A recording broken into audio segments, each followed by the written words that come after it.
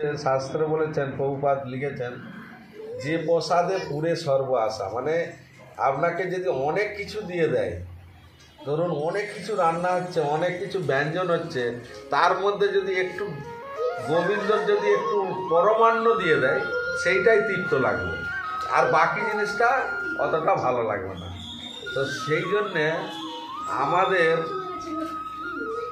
এই যে কৃষ্ণ বাল্যলীলা ঘটনা মা যশোদা করেছেন দামবন্ধ উদর, সেই উদরের আমাদের কৃতজ্ঞ হওয়া দরকার যে ভগবান বৃন্দাবনে সেই লীলা ঘটনাটা করেছেন। আপনারা কেউ বৃন্দাবনে গিয়েছেন? বৃন্দাবন যাননি? তো বৃন্দাবন আমারও যাওয়া হয়নি, কিন্তু অনুভব করেছি যে আমরা ক্লাস দিতে দিতে অনুভব করেছি বৃন্দাবনে গোকুলেতে এসে কৃষ্ণ ভগবান নন্দরাজের বাড়িতে ছিলেন, সেখানে থেকে যমুনার পূর্ব দিকে নন্দ মহারাজ পরবর্তীকালে বাড়িটা নিয়ে যায়। তারপরে যে বৃন্দাবন যেটা ঘটিত হয়েছে সেখানে বাড়ি, মানে ভগবান তিনবার। আমরা যে এই লীলাটা করছি, এই লীলাটার নাম হচ্ছে বাৎসল্য লীলা। কিন্তু ভগবানকে আমরা কোন রূপে পেতে চাই? বলছে কৃষ্ণ ভগবান বৃন্দাবনের দুটা রূপে ভালো পেয়েছিলেন, এক হচ্ছে বাৎসল্য লীলা, আর একটা হচ্ছে মাধুর্য লীলা, বুঝলা? তো মাধুর্য লীলার কাহিনী রাধারানীর সাথে আছে, আর বাৎসল্য লীলা হচ্ছে মা যশোদার সাথে। তো আমরা রাধাকৃষ্ণর ভজনা করি, সেই মাধুর্য লীলাটা আমাদের এই যে রাস পূর্ণিমা আগামীকাল, সেইটা হচ্ছে মাধুর্য লীলার ঘটনা হবে, বুঝলেন? তো বাৎসল্য লীলা মা যশোদা তিনি আগের জন্মে তিনি চেয়েছিলেন যে আমার সন্তান রূপে ভগবান আছে। তো এই 11খানা লীলা আছে। প্রথম লীলা হবে এক অসুর, অষ্টাসুর, তিনি গোরূপে এসেছিলেন, আর সেই অসুরটাকে বধ করেছিলেন কৃষ্ণ। কি আমি শর্টে বলছি, এর অনেকগুলো তো ভাগ আছে, এটা বলতে গেলে অনেক সময় লাগে, তো শর্টে বলছি। সেই অষ্টাসুরকে বধ করার সময় কৃষ্ণ ভগবানের পাপ লেগে যায়। ভগবানের কোনোদিন পাপ হয়? কিন্তু শাস্ত্রে বলেছে গোহত্যা মহাপাপ। আমরা যখন তুলসীর আরতি হয় তখন আমরা প্রদক্ষিণী করতে হয়, জানেন? জানি কানি চপা পানি বোম্বাহত্যাদি কানি চ তানি কানি প্রণসন্তি প্রদক্ষিণ পদে পদে। তুলসী মহারানী প্রদক্ষিণী করে আমাদের যে মানে আমাদের যে কোনো পাপ হয়, পাপটা মুক্ত হয় ওই জন্য প্রদক্ষিণী করার সময়। সেই জন্য গোহত্যা করলে সব থেকে বেশি পাপ, ভগবানকেও পাপ ভোগ করতে হয়েছে।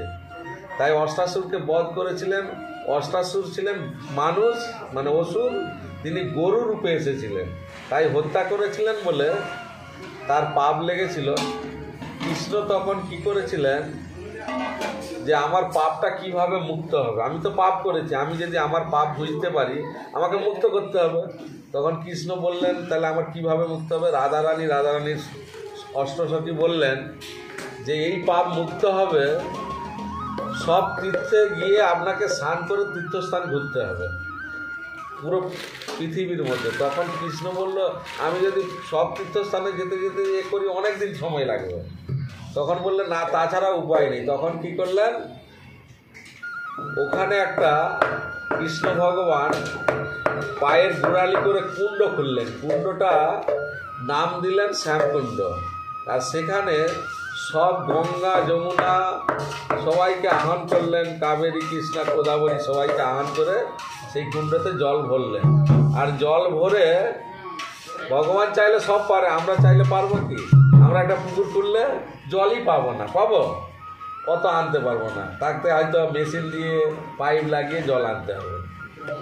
ভগবান চাইলে সব পারবে। ভগবান সবাইকে ডাকলেন, আর সেখানে জল এসে ভরে গেলেন, আর সেই কুণ্ডের মধ্যে মাঝখানে তিনি স্নান করলেন, স্নান করে পাপ মুক্ত হলেন। এইবার কৃষ্ণ ভগবান পাপ মুক্ত হয়ে গেলেন। কৃষ্ণ ভগবান বললে আমি তো পাপ মুক্ত হয়েছি, কিন্তু তোমরা কীভাবে পাপ মুক্ত হবে? অন্যায় করলেও দোষ, অন্যায় যে দেখবে তারও দোষ, বলছে না?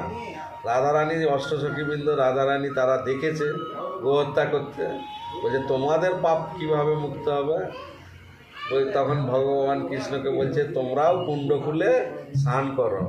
ভগবান বললে প্রথমে শ্যাম আমার কুণ্ডতেই স্নান করো, বলছে না আমি তোমার কুণ্ডতে স্নান করবো না। তো বলছে তোমরা তাহলে নতুন করে কুণ্ড করলো। তো ওই রাধা কুণ্ড খুলছে, কিভাবে খুলছে? হাতের চুড়ি দিয়ে, বুঝলেন? চুড়ি দিয়ে কতদিন লাগবে, খুলতে সময় লাগবে তো। সব সখীগণ মিলে হাতের চুড়ি দিয়ে রাধা কুণ্ড খুললেন। খুলে এবার জলটা আনবে কোথা থেকে? কুণ্ড তো খুলে ফেলেছে, জল আনার মতন হচ্ছে না। তখন ওই কুণ্ড থেকে যমুনার তীর 7 কিলোমিটার। কত কিলোমিটার? 7 কিলোমিটার। এবার সব মানে কলসি দিয়ে জল আনতে যাচ্ছে সখীরা। এতে যতটা জল আনছে আর কুণ্ডই ঢালছে আর শুকিয়ে যাচ্ছে, কুণ্ডতে আর ভর্তি হচ্ছে না। তখন কি করলো? ভগবানকে আহ্বান করলো যে জলটা কিভাবে ভরবো। আবার ভগবান নিজে এতে সবাইকে ডাকলেন, গঙ্গা যমুনা সরস্বতী সবাইকে ডেকে কুণ্ডতে ভরলেন। ভরে জলটা করলেন, করে সবাই সখীগণ স্নান করলেন। সেই দিনটা ছিল গোপা অষ্টমী। আপনি দেখবেন ক্যালেন্ডারে গোপা অষ্টমী বলে একটা দিন থাকে। আর সেই স্নানটা হয় রাত্রি 2:30টার সময়, বুঝলেন? দিনের বেলা হয় না, মানে ওই যোগটা আছে ওই রাত্রি 2:30টার সময়। দেখবেন বৃন্দাবনের আপনারা লাইভ টেলিকাস্টেও দেখতে পাবেন, রাত্রি 2:30টার সময় ওই স্নানটা দেখাচ্ছে। যত সাধুগণ ভক্তগণ থাকবে ওই দিনে ওখানে সবাই হাজির হয়ে যায়। তাই যে বলছে ওই 2-3টা রহস্য লীলা। আর দীপাবলির দিনের আগের দিন আমাদের এক অসুর ছিলেন, অসুর বংশের ছিলেন, তার নাম হচ্ছে হিরণ্যকশিপু। তো তার বংশধরের তার লাতি ছিলেন প্রহ্লাদ মহারাজ, আর প্রহ্লাদ মহারাজের লাতি ছিলেন বলি মহারাজ। বলি মহারাজ ভগবানকে খুব ভালোবাসতেন, অসুর হলেও ভগবানকে ভালোবাসতেন। তিনি কি করছিলেন? যে যজ্ঞ করেছিলেন, সত্যযুগের যজ্ঞ। তেতাতে মানে সত্যই ধ্যান আর তেতাই হচ্ছে যে যজ্ঞ, মানে যজ্ঞ করেছিলেন তেতা যুগে। আর দাপরে হচ্ছে যে পূজা অর্চন। তো যজ্ঞ করার সময় ভগবান তিনি এসেছিলেন বামন রূপে, ছোট বালক ব্রাহ্মণ রূপে এসেছিলেন। আর যজ্ঞতে খুব প্রসন্ন হয়ে ভগবান 3 পাত জমি চেয়েছিলেন, 3 পাত জমি, স্বর্গ মর্ত্য পাতাল। তো বলি মহারাজ তাতেই খুশি হয়ে দিয়ে দিলেন। তো সেখানে লীলা অনেক কিছু আছে। সেখানে তার গুরুদেব ছিলেন শুক্রাচার্য, তিনি বাধা দিয়েছিলেন, কিন্তু গুরুদেবের কথাও তিনি মানেননি, তবু 3 পাত ভূমি দিয়ে দিলেন।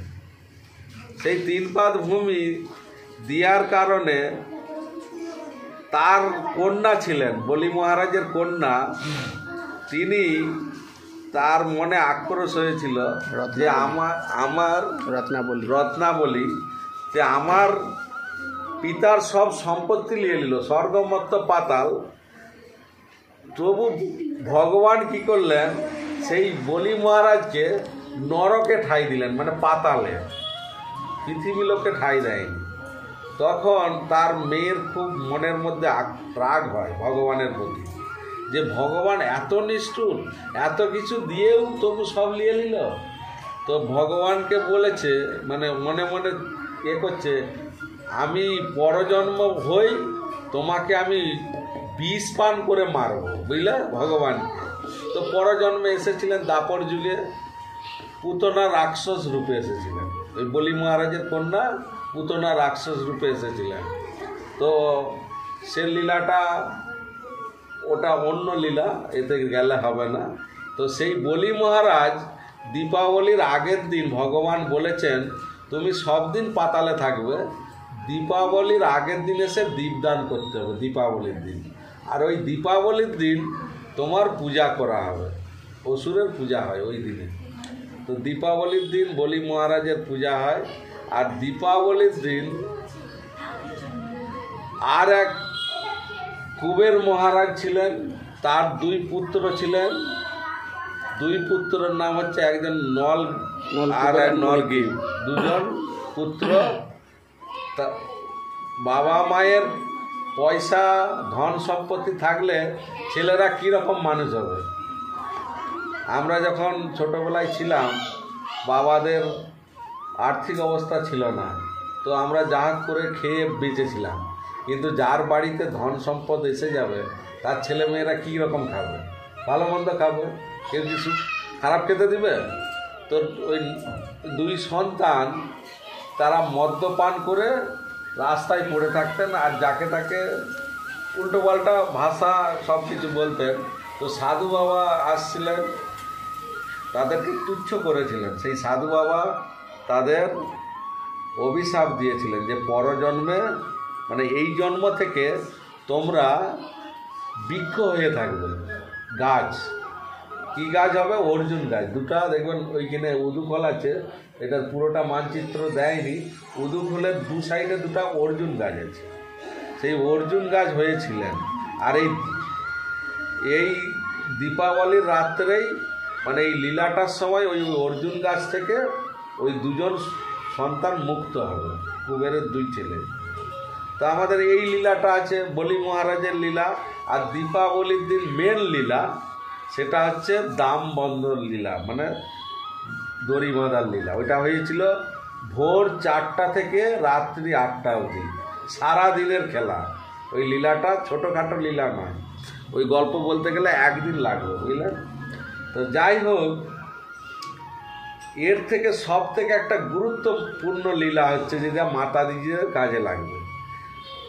এক দেব শর্মা নামে এক ব্রাহ্মণ ছিলেন, অত্রিমণির এতে মানে তিনি কী করলেন, এক কন্যা সন্তান এলেন, তার নাম হচ্ছে গুণবতী, বুঝলেন? সেই গুণবতী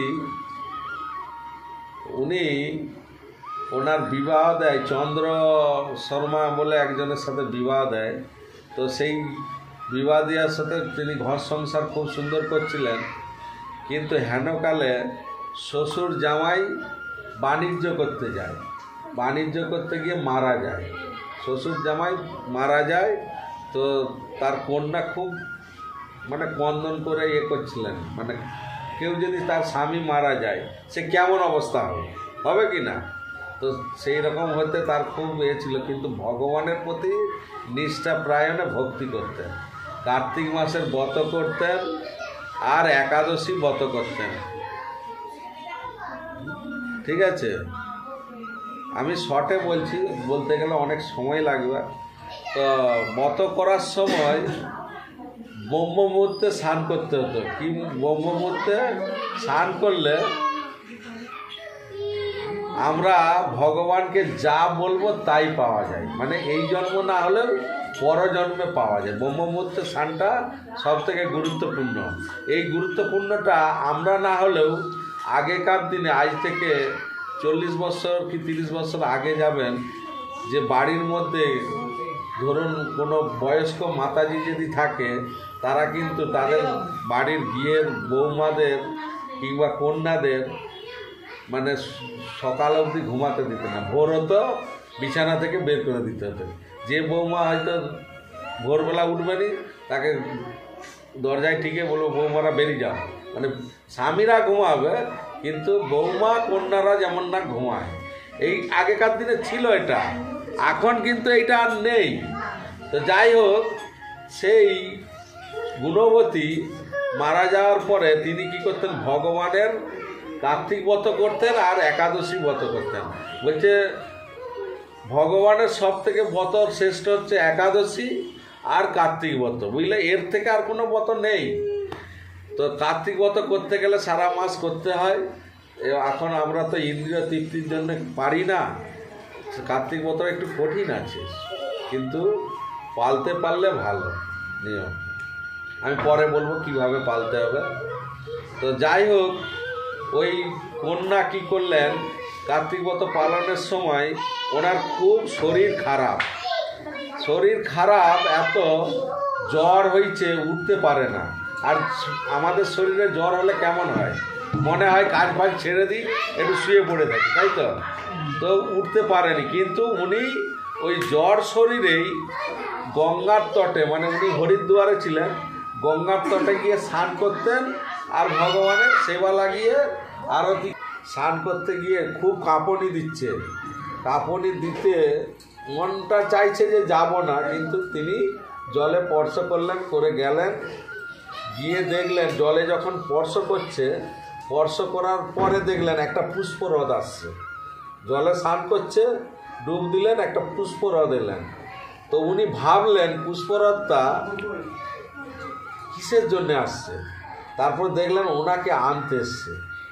তারপরে উনি তো ভাবলেন যে আমি ডুব দিতে এসেছি, কিন্তু ডুব দেওয়ার সময় ওনার দেহটা সেখানেই সমাপ্ত হয়ে গেছে, আত্মাটা তার চলে যাচ্ছে, আত্মাটা ভগবান তাকে নিয়ে যাচ্ছে।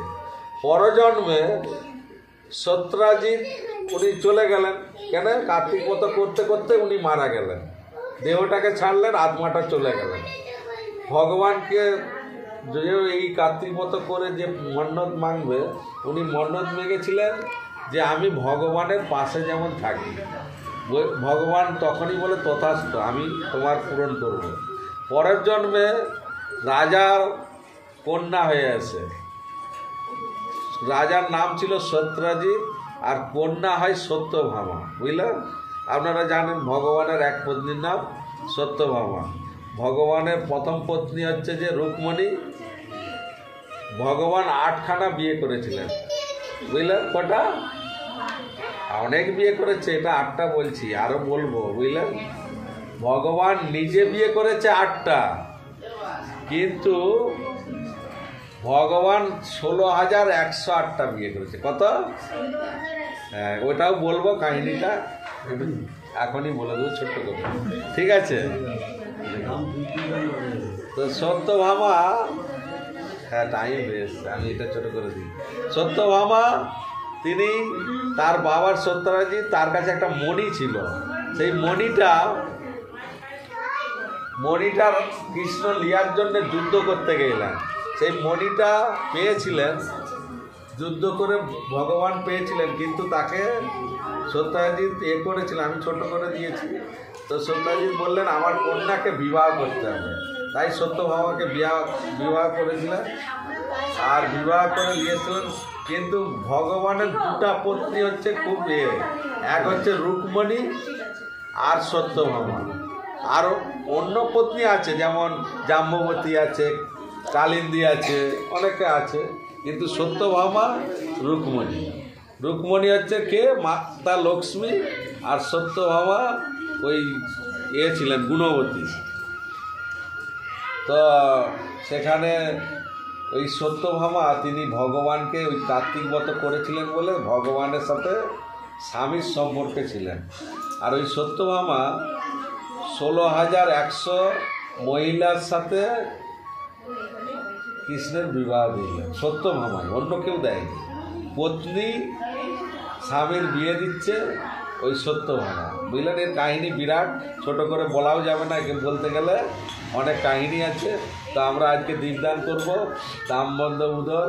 মা যশোদা আজ লীলা করেছিলেন, মা যশোদার লীলাটা আরও অনেক সময় লাগবে, আর একদিন এলে করা যাবে। তো আজকের মধ্যে এখানে দীপদান অনুষ্ঠান হবে, সবাই দীপের প্রদীপ দেখাবেন, রাত হচ্ছে আপনাদেরও জয় শিল প্রভুপাদ কি জয়, জয় নিতাই গৌর প্রেমানন্দ।